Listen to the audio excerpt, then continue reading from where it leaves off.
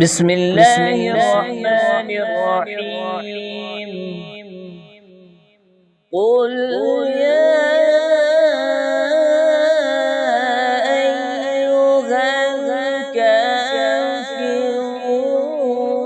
لا أعبد ما تعبدون ولا أنتم عابدون ما أعبد ولا أنا عابد